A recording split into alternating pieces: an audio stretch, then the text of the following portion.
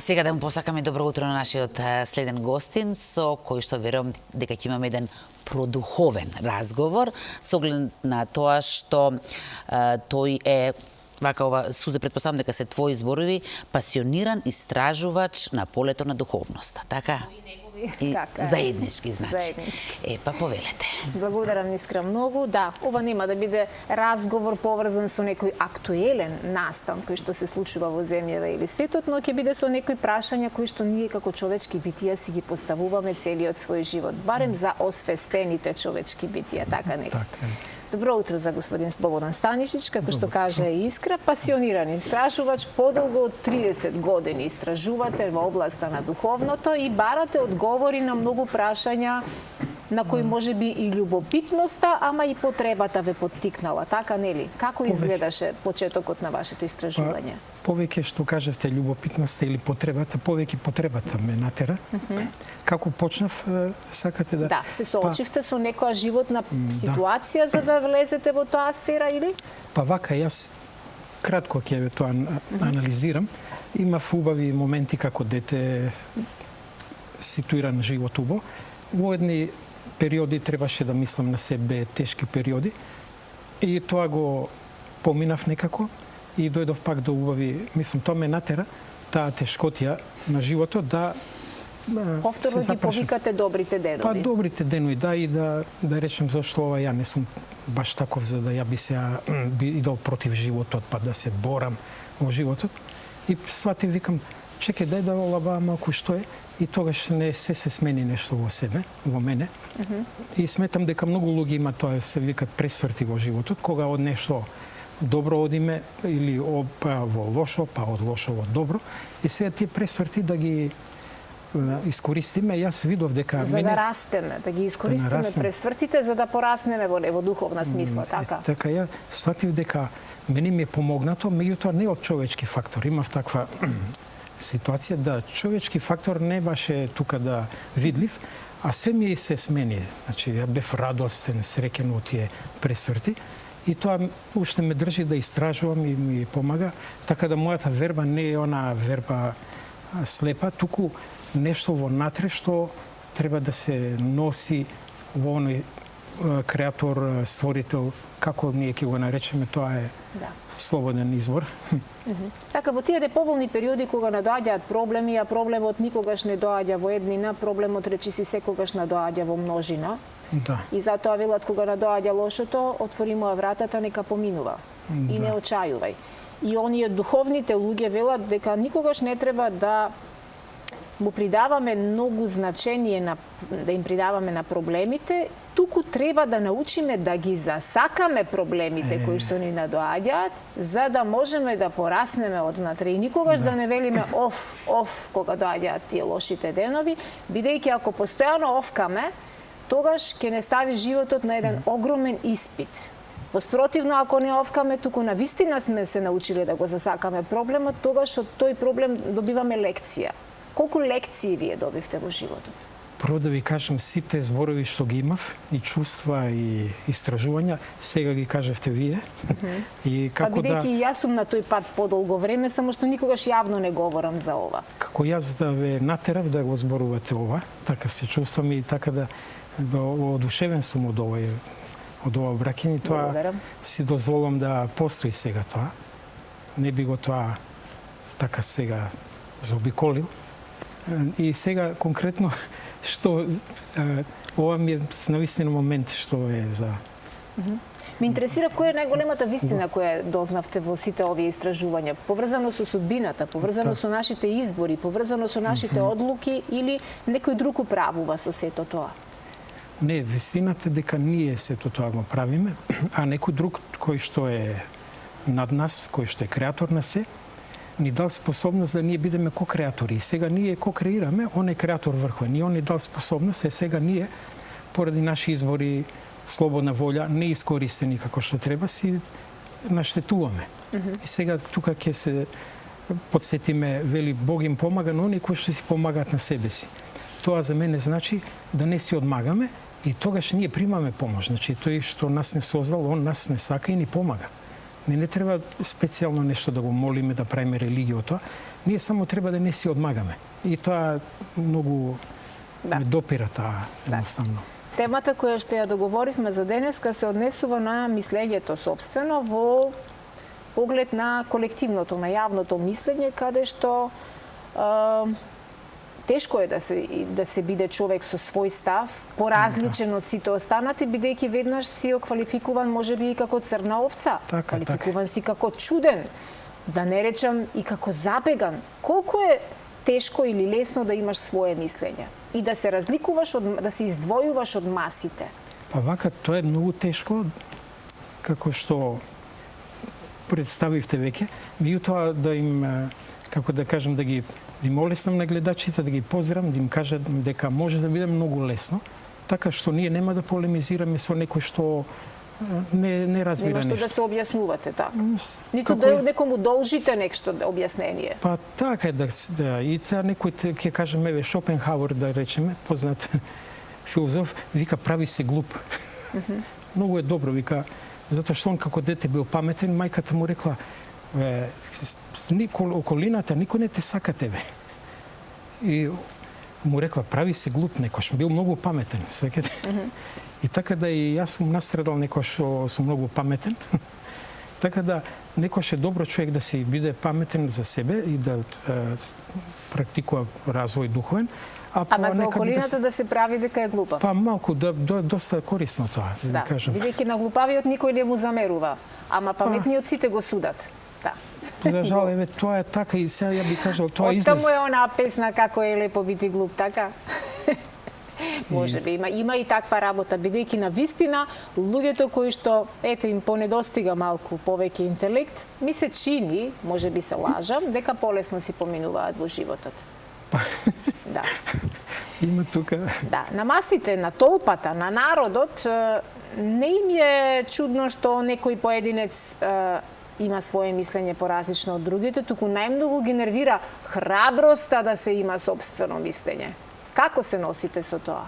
Вие немате социјални медиуми, вие не сте од оние луѓе кои наутро се будат и го отвараат телефонот и веднаш се бомбардирани од што се не, што ни се случува, кој сто во приватниот живот му се случува. Вие таа опција ја немате во вашиот живот. Ја имавте и ја исклучивте или одлучивте да немате влијание никакво да не ве допира од останатите? Па немав у старт, никогаш не сум отворил социјални мрежи и немав потреба, но само не ме влечело тоа мене и така не ве фатил вирусот. Па да, и одам, како да кажем, сум искрен со себе, не се лажам, гледам дали нешто ме влече или не.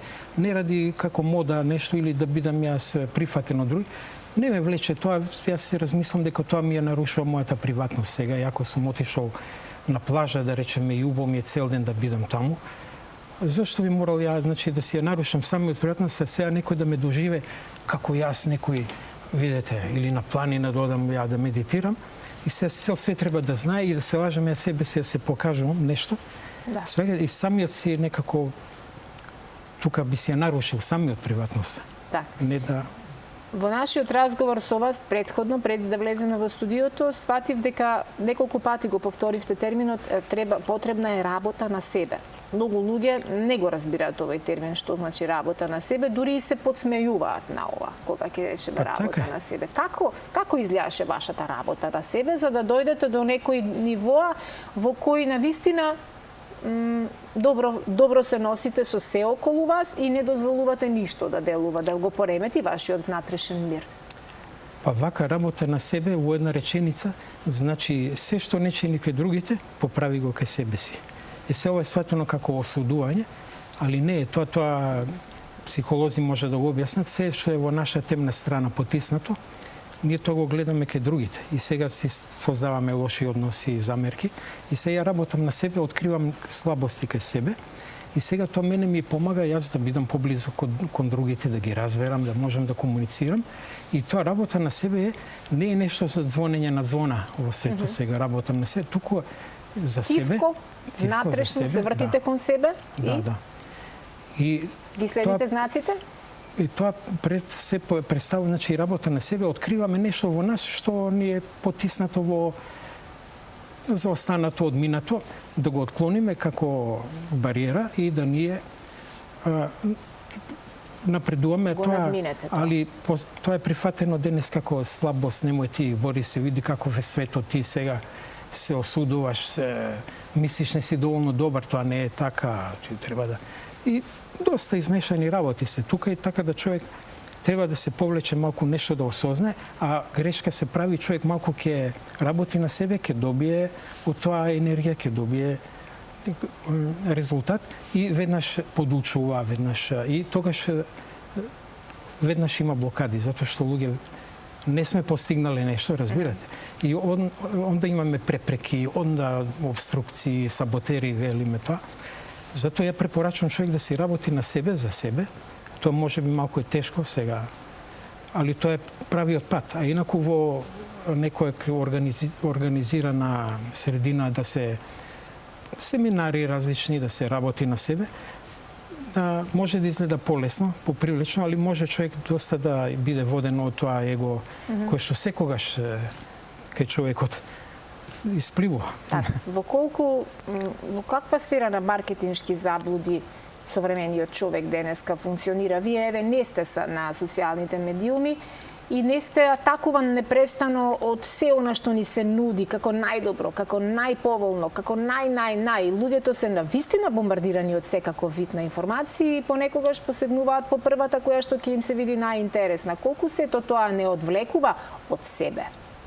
Па многу не одвлекува. Сега јас видите, гледам реалистично, не идам со критички став. Ние сите треба да сме информирани денеска, да сме во текст што се слушува. Меѓутоа, ние треба да имаме филтери сега. Значи, не да бидеме сега пустињак, да кажеме. Јас сум како... Или да не прифаќаме ништо. Па да, него само филтери да си ставаме тоа што го слушаме ние, тоа што е лошо да остане во филтерот, а тоа што нешто ако е убаво да го пропуштиме, ако не е, и само да, што викат луѓето, од едно влегло и излегло, да научиме тие надвор, ако поготово сега информации лоши или проблеми, да си останат каде што припаѓат. Проблемите ако се надвор нека бидат, а ние сме информирани, ама не сме формирани од информациите. Значи тоа е голема разлика.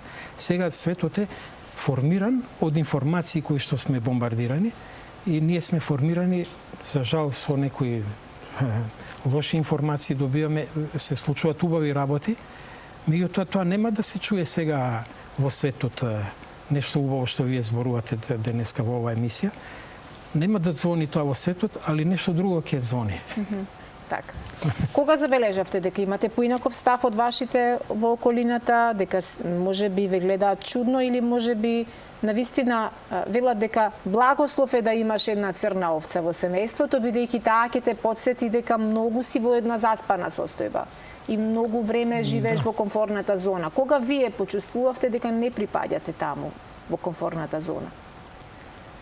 Па, почувствав уште на почеток, кога како што зборевме, појдов по пат на промени и така натаму. Меѓутоа, во некои моменти видов и дека кога човек повеќе оди во нешто навлегува, дека или другите околината ќе одат со него, или ќе се откажат.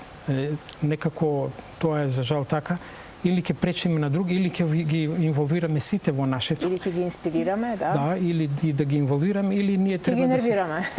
Да. И сега се помери со тоа, не ништо се помери со судбина, не можам ни да ги сменам ни своите деца, ни никого. Да, вие сте воедно и сопруг, имате 3 деца, имате и внуче. Како тие гледаат на оваа ваша овој ваш начин на живење, истражување, размислување, бидејќи нас како на родители не дека не ни е важно дали нашите деца ќе не наследат, ама па не ни е ни се едно, така? Така е, они ме знаат добро, што би рекле ние толги години. И ви кажам, во некои периоди тоа се убаво одеше, али ако јас повеќе малку навлегувам, ја навлегувам во себе, да се разбереме подлабински, и сега тоа на некој кој што не оди во своите простори вонатре, му создава, како да кажеме, дисбаланс некој, нешто. И немир. Немир некој, да се разбереме, некој сака да бидеме како него. Тоа е една парадигма во семејството, во светов.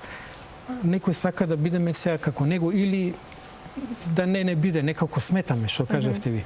И се тоа некако се помирам со тоа и не прамо тоа се прилагодувам, али тоа велат луѓето граници. Постои граница, значи се толерирам, почитувам, меѓутоа има граница, јас велам, јас имам свој простор, каде што не е истражен уште, али навлегувам и Колку ви се откривам. пријатни тие средбите со себе? Велат дека најтежок и најдолг е патот до себе. Секој друг пат е полесно да го стигнеш.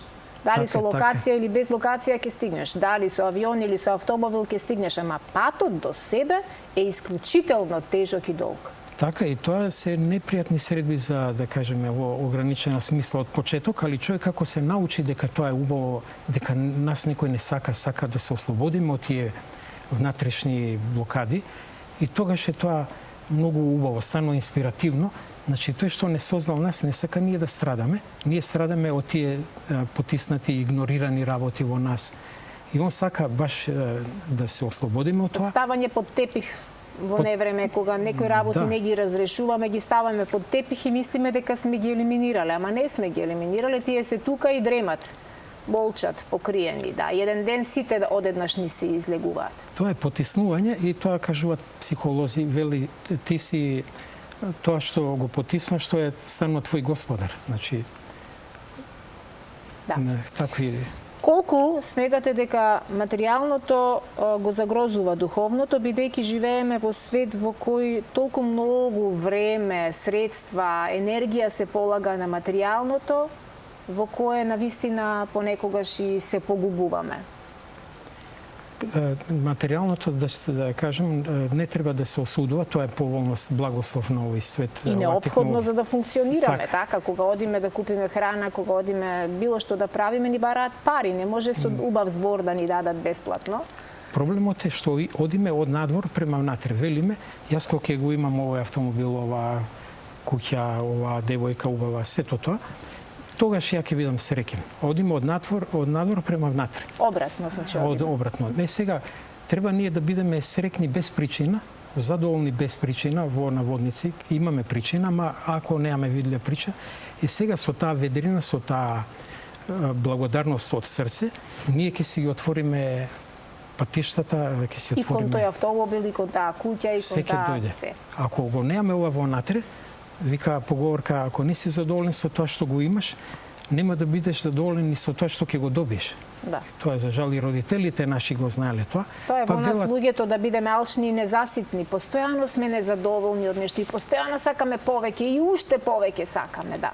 Така, јас се помирувам со таа судбина и не гледам да не ме тоа допира кај некого. Ако јас сега се нешто работам, се подобрам, па сега некој не, тоа е избор личен или така.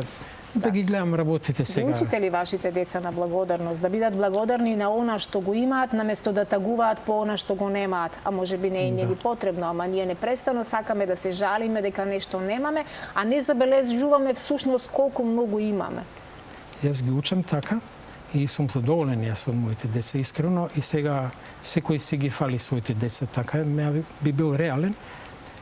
Они секој си размислува на свој начин, тоа се добри деца, али јас сум ги научил многу добри да бидат. Вие кажевте како дали сте ги научили, да јас сум ги научил многу да бидат благодарни, се најубаво, и сега они имат чувство дека светот не е таков, па не треба се така тоа, јас на убаво ги учам нив на добро.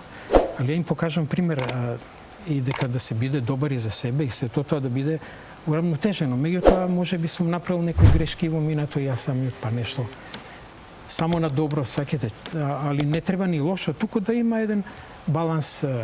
Да. Тука некаде ние го дотршуваме времето. Јас сум сигурна дека им се допадна овој необичен разговор на нашите гледачи. Поентата на денешниот разговор со Слободан е да се свртиме кон себе, да почнеме тука да работиме на себе, да не обвинуваме никој, да научиме да бидеме благодарни и да не се врзуваме за материјалното. Тоа се три поенти кои што и да не дозволуваме јавното мислење, односно колективното мислење да ни го диктира нашето лично мислење, бидејќи имаме право на сопствено мислење. Ако ви се допадна овој разговор, јас сум сигурна дека и некој следен пат ќе го поканиме и ќе разговараме на некоја друга многу интересна, интригантна тема. Ви благодарам многу за гостување. Благодарам вам, поздрав на гледачите уште еднаш. И тоа е. И со некое следно сознание се гледаме повторно.